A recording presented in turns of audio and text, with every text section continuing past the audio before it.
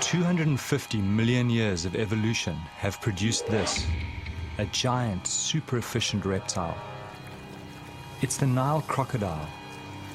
Until recently, diving with these dangerous creatures was considered impossible. But as with any predator, it's how you engage them that's the key. And I'm about to put my belief to the test.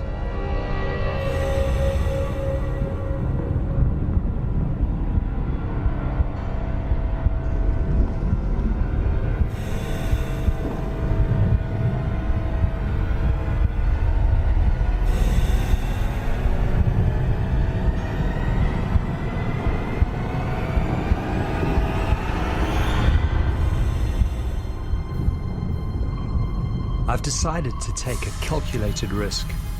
I want to dive with feasting crocodiles. Can I approach them without being attacked? Will they see me as a fellow predator or as potential prey? Can I survive within their feeding hierarchy? I'm taking a big risk, and I think people understand that. And I don't think it would reflect poorly on a crocodile if it eats me. People expect that to happen.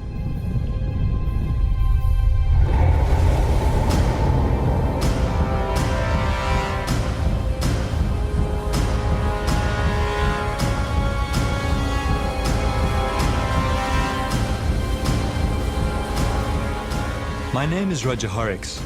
For the last 5 years, I've traveled Botswana's Okavango Delta, finding out more about these prehistoric predators.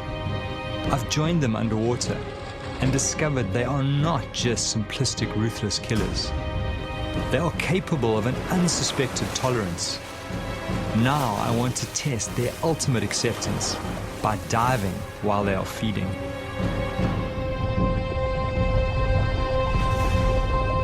The idea of diving with feeding crocs first crept into my mind when I traveled from my African home to Costa Rica in Central America.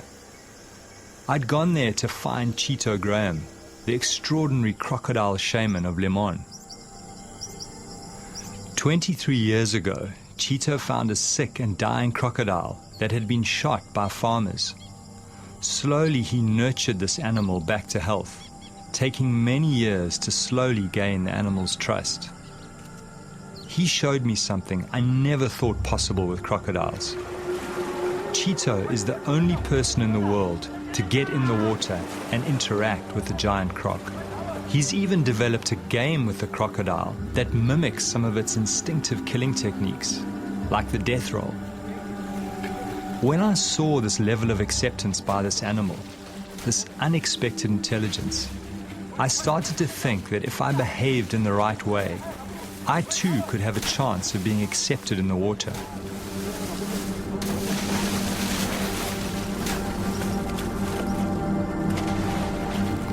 As I watched this man and this predator together, it forced me to rethink crocodile nature, and the seed was sown to set out on my quest. To attempt to dive, many think will be suicide.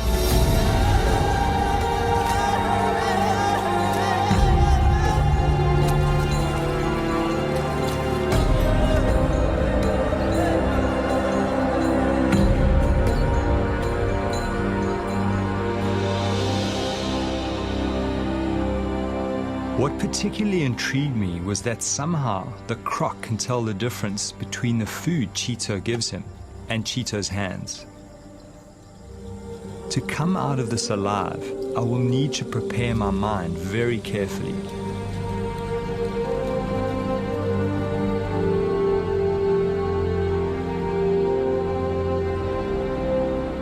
Cheeto has worked at putting fear behind him, and this crocodile's ability to pick up on his confidence just strengthened my desire to attempt to dive with feeding crocodiles.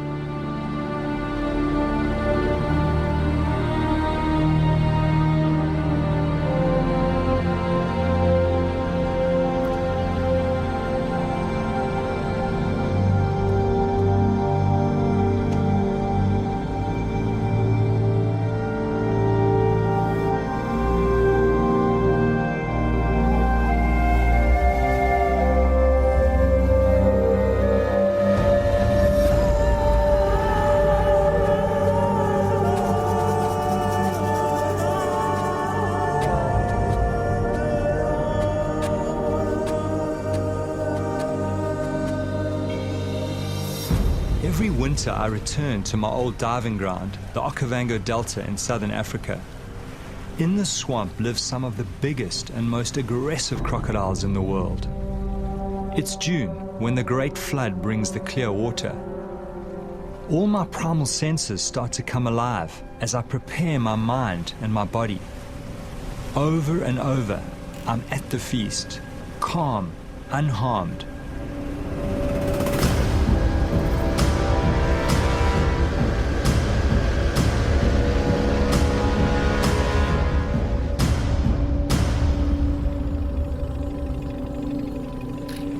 Even though I've worked with these animals for 5 years, I'm still very wary.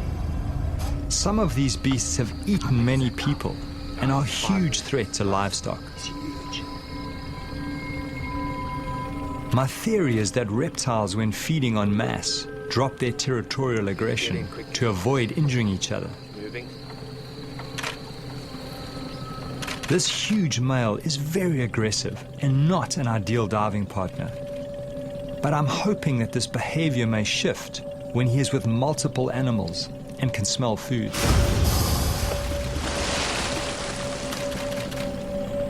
To really understand the dynamics and to see the way that these animals interact, you really need to go underwater, because that's really where it's all happening, certainly up here in the Panhandle.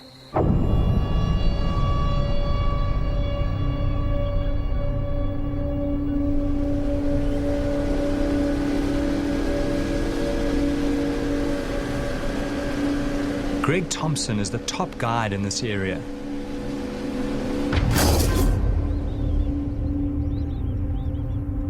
He has grown up with crocodiles, seen several animals and people being taken.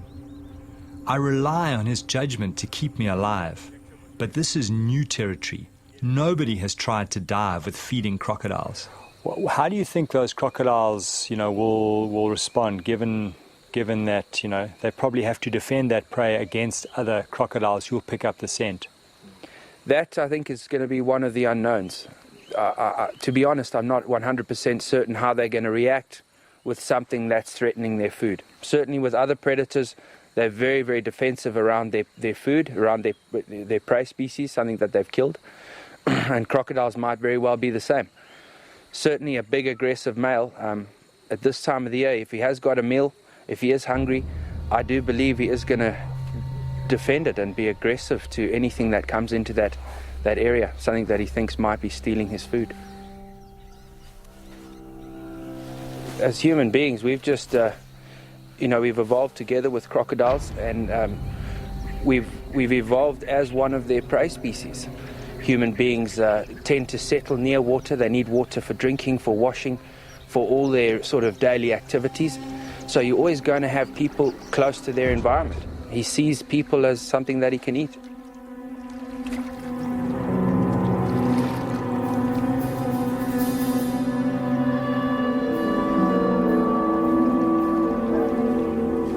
Greg takes me to a nearby village close to the river.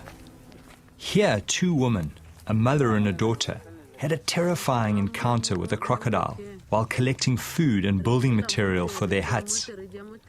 Resi Sashuma lost both her arms. She has a young child to look after. Mother and daughter now live by weaving baskets with only one arm between them, somehow surviving against impossible odds. The croc that attacked them was only about 2 meters long, but very powerful.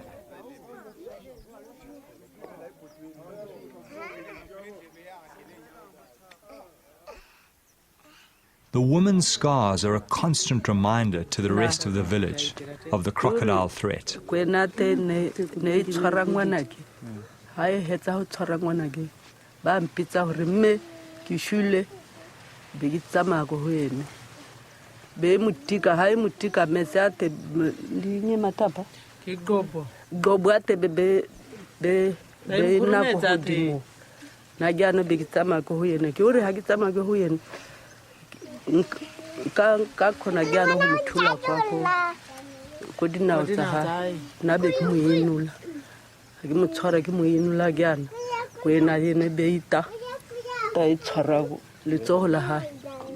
Their horrific story haunts me.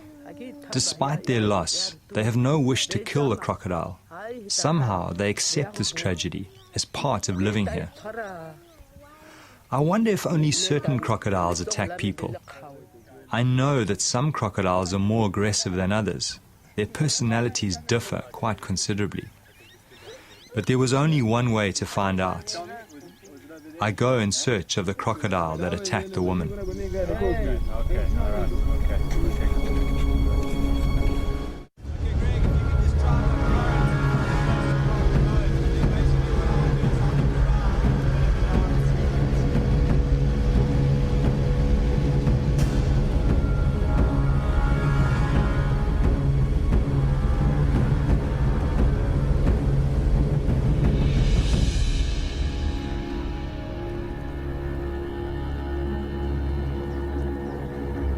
It's a short boat ride to the area where the women were attacked.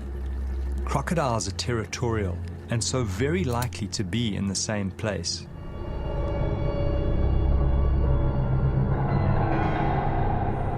As I kit up, I have this strange feeling going in the water with this crocodile. I feel so sorry for the woman, and yet no ill feeling towards this animal, which was just responding to the splashes and noises of its prey. 85 million years of instinct. I always get underwater as quickly as possible and make minimal splashes on the surface. Fish are the main diet of crocodiles. They hunt them by letting them come close and grab them in a flash of speed. They hunt mostly at night in pitch darkness, using a sensory system that picks up vibration. That's why I move very slowly in the water, very deliberately. I need to move like a big crocodile.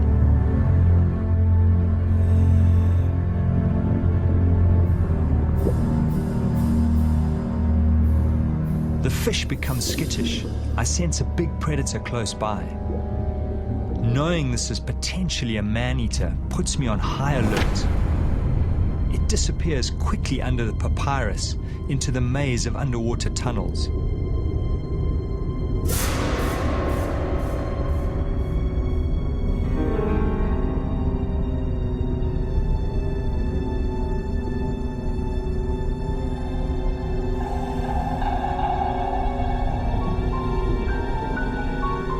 I follow cautiously. Some of these tunnels are kilometers long. Inside, there are big caves hollowed out by hippos and crocodiles where they take prey to soften for eating. The lurking croc distracts me as I move deeper into the maze. As I turn around to exit, there's that terrible feeling in my stomach. I'm confused. Everything looks different to my entry. I'm lost.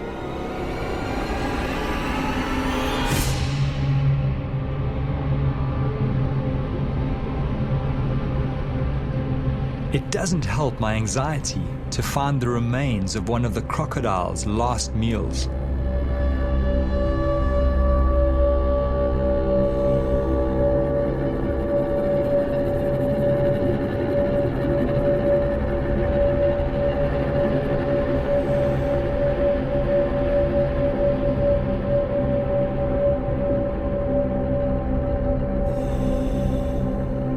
In the distance, I see a glimmer of light that I hope may lead to the main channel. I follow my instinct.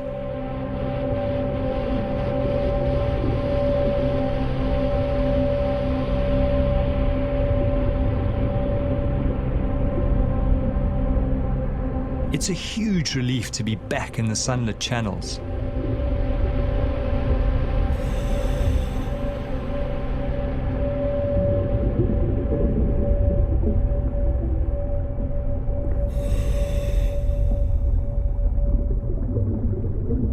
I make my way slowly back to the boat.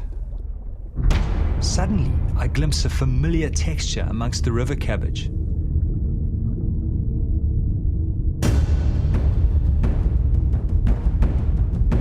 The crocodile has backtracked and exited the maze. I remind myself that these smaller crocs are often the most dangerous.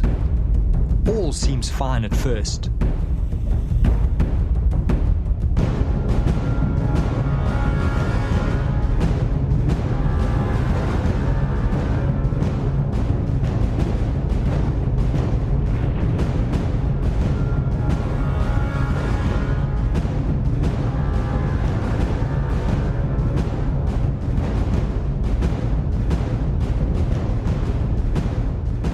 Suddenly the croc turns on me, ready to attack.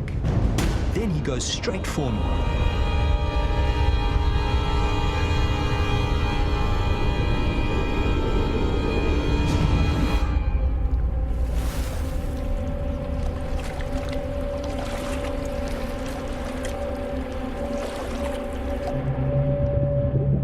It was difficult to see his size because just his tail was sticking out.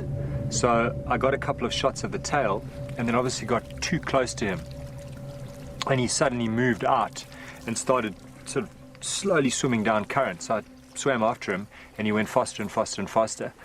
And I would say he was about a 9-foot croc, pretty much my size, maybe just a little bit bigger. Beautiful, beautiful markings and beautiful animal. As we tracked down the main channel together, suddenly he got to a point where he actually faced off. He turned around on the bottom, kind of faced me sideways, and then all of a sudden he came kind of straight for me and passed me on the left. So obviously you keep the camera up and you try and shoot. I don't think I got the shot, but and then he swam past. But that was, for a moment there, I was out of control of the situation. I didn't know what was going on.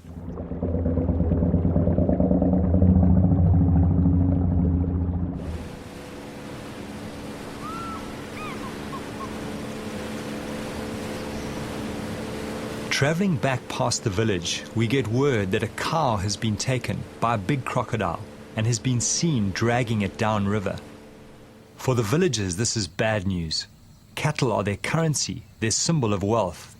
But for me, this may present the chance I've been waiting for.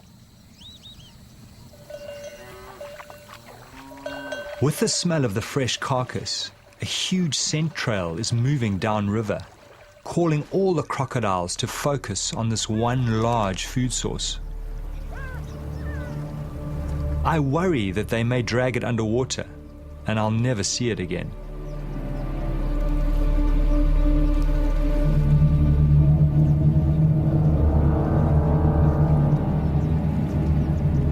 Seeing the animals around the carcass, I start to get a really uneasy feeling building inside me. Greg is cautioning me against getting in the water alone under these circumstances. He thinks these animals might see me as a threat to their food and attack.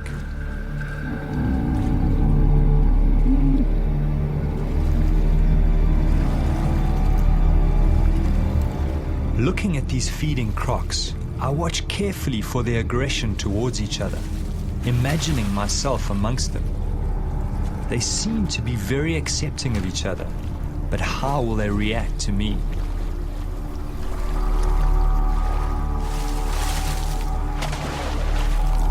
Of course, now this is a whole new situation. Now you've got a lot of animals. They're all keyed into food. They are competing with each other. There's a definite hierarchy at the carcass. The bigger crocs are feeding first, and they are keeping other crocs away. So if a diver comes along and he's bobbing along the surface, if he appears to be part of that carcass, they're going to go for them. So the guys, it's a very nervous situation. I need to try and put Greg's mind at ease. I decide to show him something else I'd experienced in Costa Rica, something that reinforced my belief that if you approach crocodiles in the right way, they can react well. What's your sense of that? Look, I mean, there's still a lot of unknowns in what you want to do. Greg remained wary as I showed him what I'd seen in Costa Rica. I spent several days with a crocodile caller, Juan Betreo, who has built a remarkable relationship based on food with a number of wild crocodiles. What I found most interesting is that the crocodiles don't go for him, but rather choose the small food morsels that he gives them.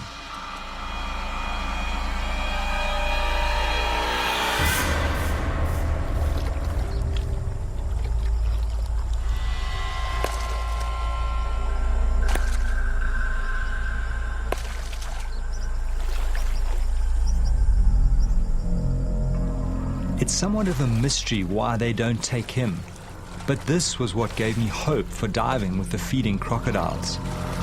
I was counting on them accepting me as another predator at the kill and not attacking.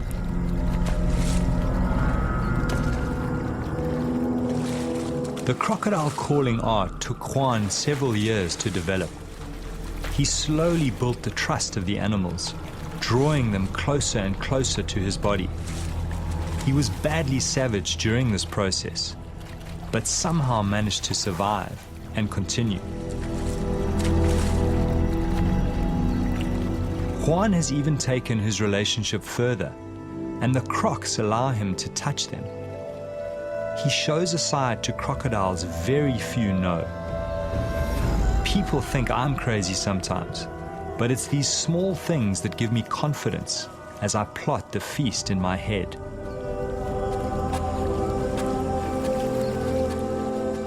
Greg remains skeptical. He feels the situation is quite different, as he knows African crocodiles to be more aggressive than their American cousins. I'm hearing Greg's worries. I'm sensing I need someone in the water to watch my back. There is only one person who comes to mind, an old shark diving buddy. His name is Walter Bernardus, and he's always wanted to dive with crocodiles. It's Walter. Ah, fantastic. Let's get back to us. Walter, can you hear me? How are you doing?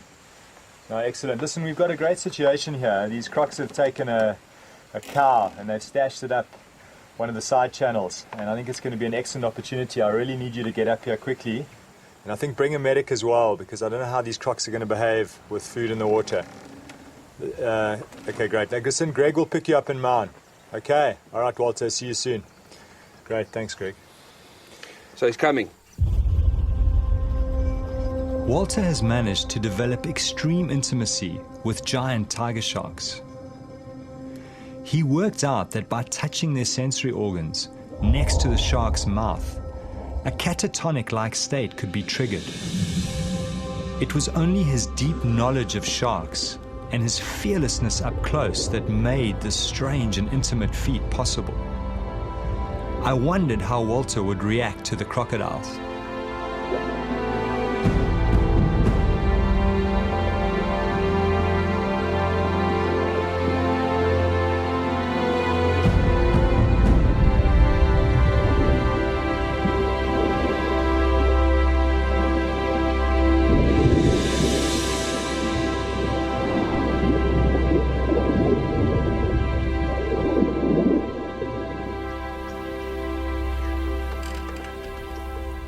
Now I'm stressed about the time. I need to get in the water as soon as possible to get Walter used to the crocodiles. I'm also worried because water clarity is dropping as the current is starting to decrease. Welcome, man. Good to see you. Good to see you too. Welcome aboard, man. Fantastic. Walter has brought with him Ainsley McClarty, experienced paramedic recently back from working in Afghanistan. Good to be here finally.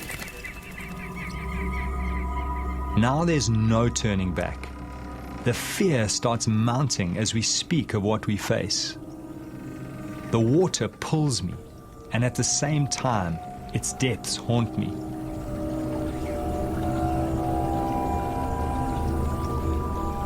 So Walter, how are you feeling? I mean, this is the first time you've been up here in the Delta. What's your sense of all of this? Yeah, well, it's totally new for me. You know, I'm sort of used to the big animals in the sea, but this environment here, you know, dealing with reptiles, cold water, murky sort of to clean conditions, is totally new for me. So a little bit nervous, but excited in the same time, you know. When I was first contacted, they told me that they needed a nurse, you know, someone with paramedic experience, with Africa outdoor experience. And I said to them, they don't need a nurse. They need a psychiatrist, because what person is going to go out and dive with crocs? The biggest concern when you have a limb taken or puncture wounds is obviously a person being in water, that they can bleed out very quickly. And so putting pressure on, getting a drip up as quickly as possible, and stabilizing the patient is always the most important. I've dealt quite a few times with people who've lost limbs, and it's definitely very achievable to save their life.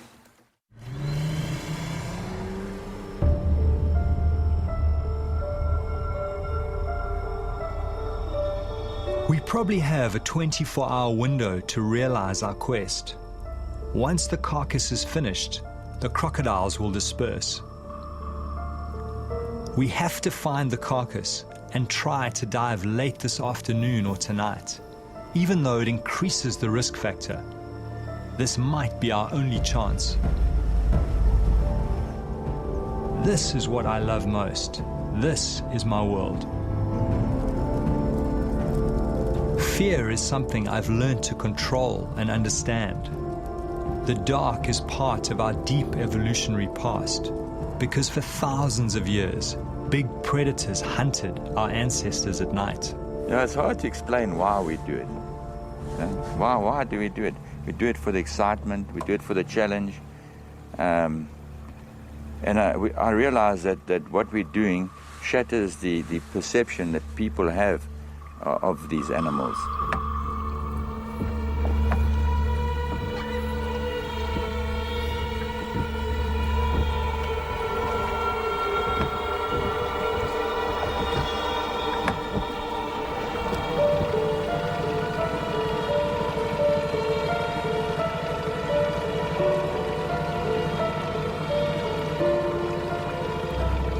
Greg motors to the area where he last saw the carcass and looks for signs. Now the adrenaline is surging through me. The swamp, the reeds, the tiny insects, every sound, all hyper-real. Greg, how many of them are there? Suddenly we spot a large number of glowing eyes and plenty of crocodiles near the surface. Greg is sure the carcass is nearby. The crocs seem not too fearful of the boat at night. The plan is for Greg to watch activity on the surface and flash us with his light if he feels too many crocodiles are moving in on us. Walter, the croc. Our job is to find the carcass and determine how much flesh is left. We slip in and move cautiously.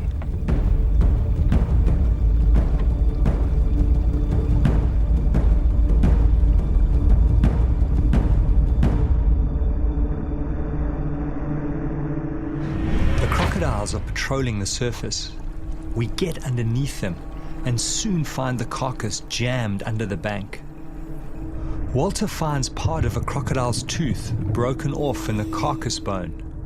I was relieved to find some meat still on the carcass. Greg sees a large male approaching us from the boat. He comes to the edge of our light. There is something about this animal that gives Greg a bad feeling. He signals for us to get out. Greg senses that the croc is going to attack. There is enough flesh on the carcass to dive in daylight tomorrow. We get out. No point in pushing our luck in the dark.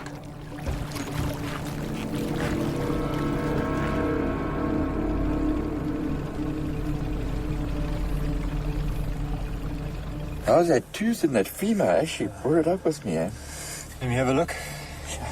Oh, that's incredible. Obviously broke off when they were biting into them, because their bite force is amazing. And apparently this ridge on the side is what they use to actually, when they lash out, bash into other Now's animals. a good time to tell me about all that stuff, eh? Yeah, Oh my goodness.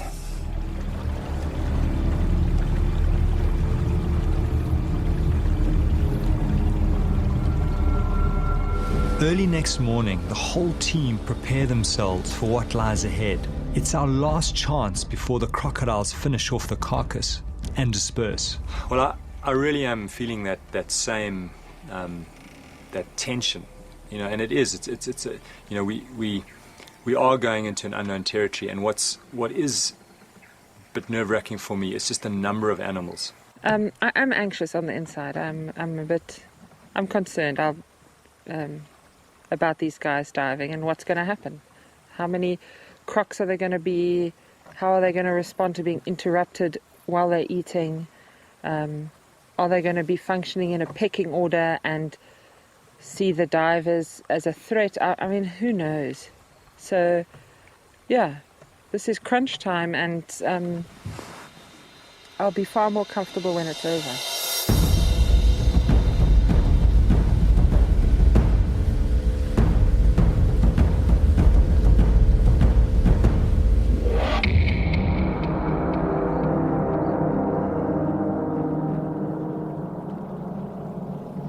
As we approach the area where we saw the carcass in the night, I'm seeing more crocodiles than I've ever seen before.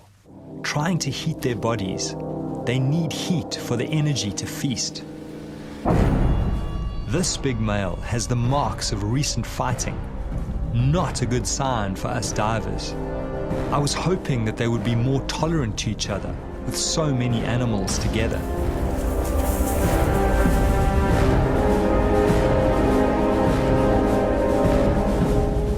Greg spots them.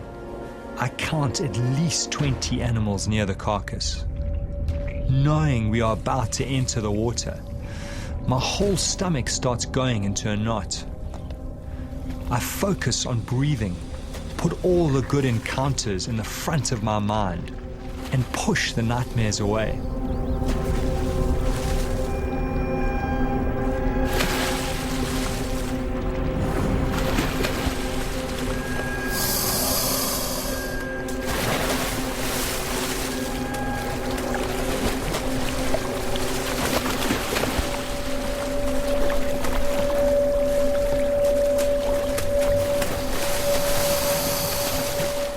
It's incredibly lucky to find it.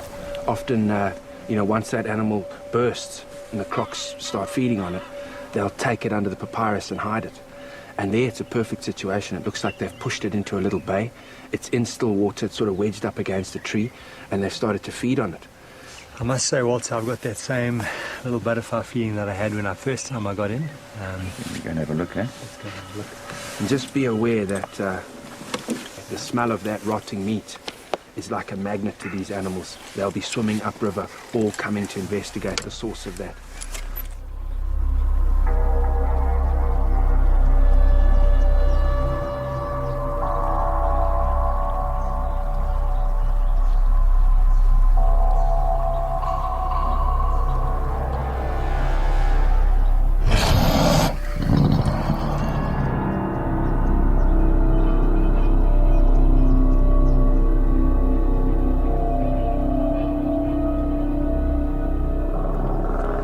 Prepared into the water some distance from the carcass.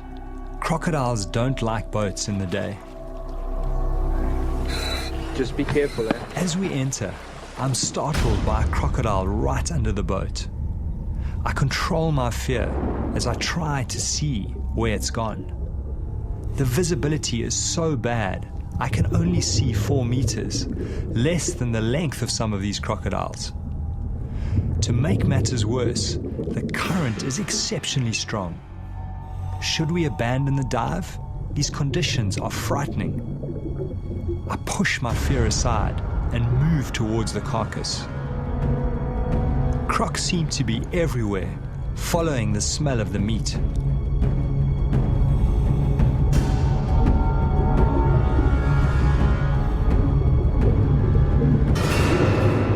Everywhere we turn, crocodiles are waiting in places where the current is least strong. It's a maze blocked by dragons. I find it hard to read their body language, but none seem to be showing aggression yet.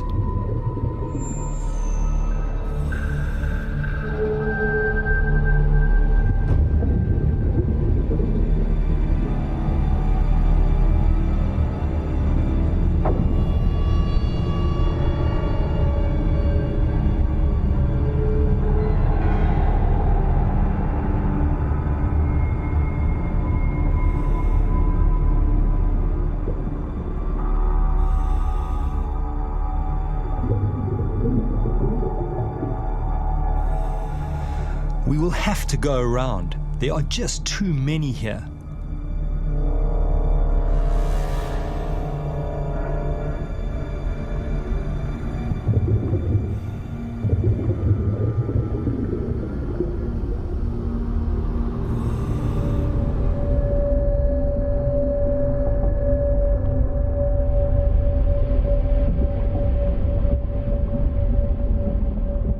I'm surprised no crocodiles have confronted us yet. We are well into their feeding territory.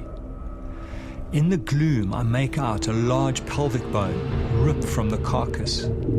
Amazingly, no animals challenge us as we approach it. Do they somehow know we pose no threat to their food? Or are they just waiting to attack?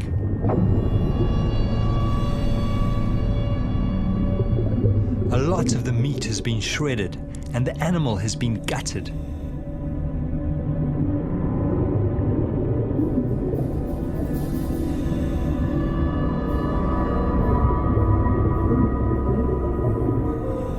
Walter watches my back as I inspect the carcass. There are huge puncture marks on a leg bone.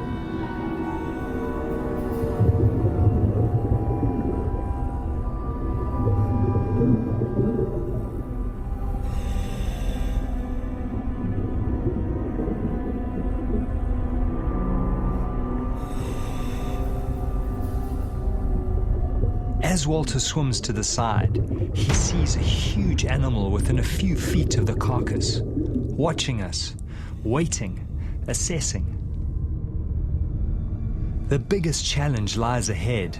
It's time to get back to the boat through the mounting circle of crocodiles, and somehow we have to appear confident, give no sense of being prey.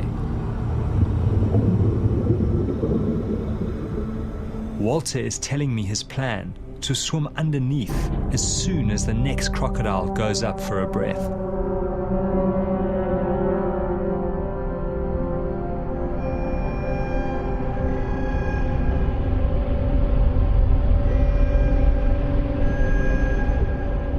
As we take the gap, we bump right into another huge male. Fortunately, he too goes for air.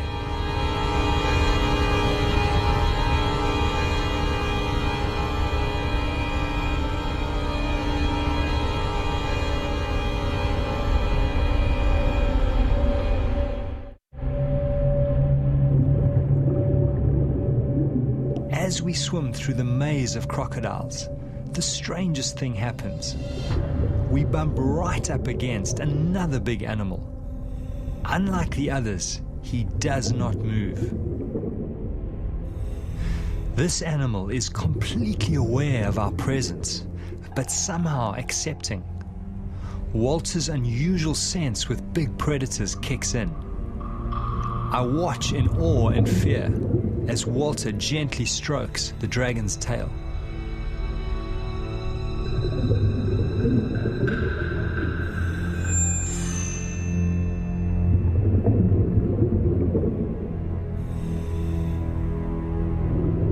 Then something happens that I could never have imagined.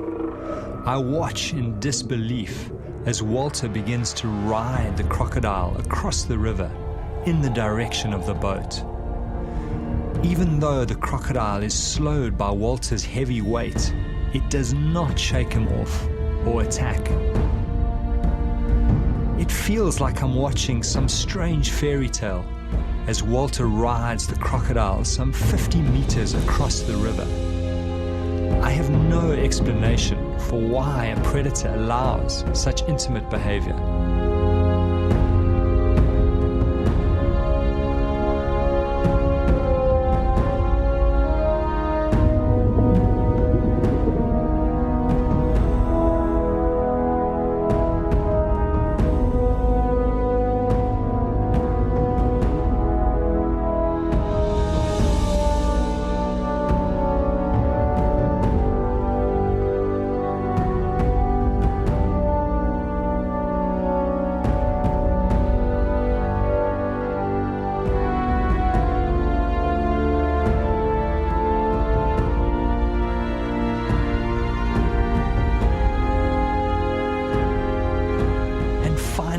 flicks away.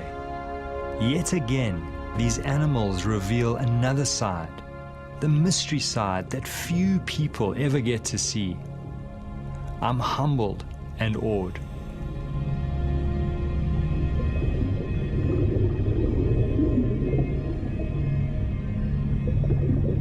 Yeah, you get a feeling with some animals, you know, they will let you interact with them, let you touch them, others won't.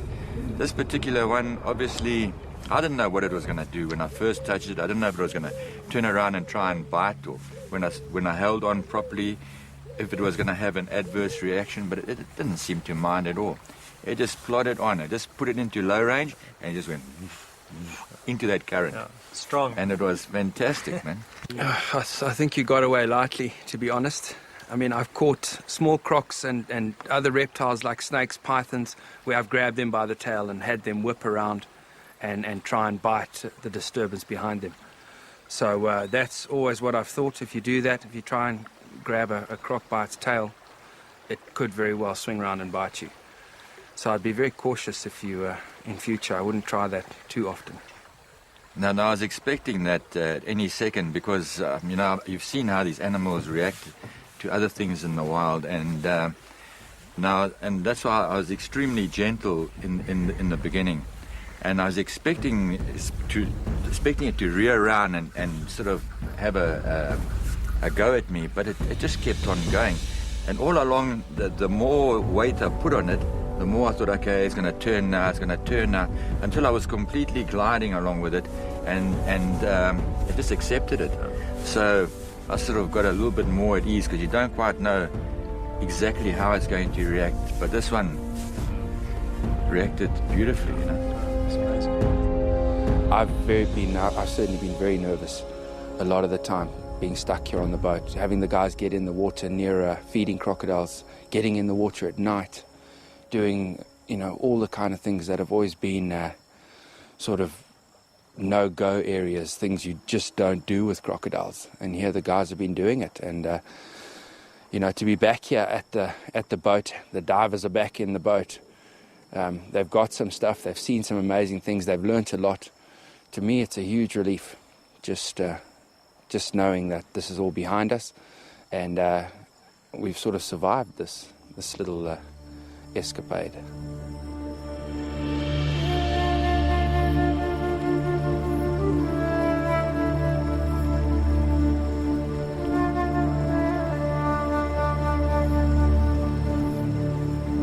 You got to accept it that coming out of the experience, you're not going to be the same as you went in. Something shifted, but it's certainly I'm not the same person when I go home in a day's time. Well, I think when we first started diving with these animals, you know, the whole thing was, would they eat us or not? And having kind of broken through that barrier, as it were, that's just broadened my whole perception of how intelligent these animals actually are.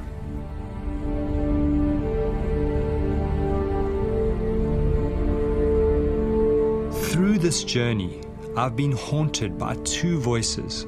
One telling me I was going to be ripped apart. Another telling me these animals are accepting if treated right. Thankfully, the second voice won over, and I was able to conquer my deepest fear. It's opened up a new light on crocodiles. It's brought me closer to them as a species.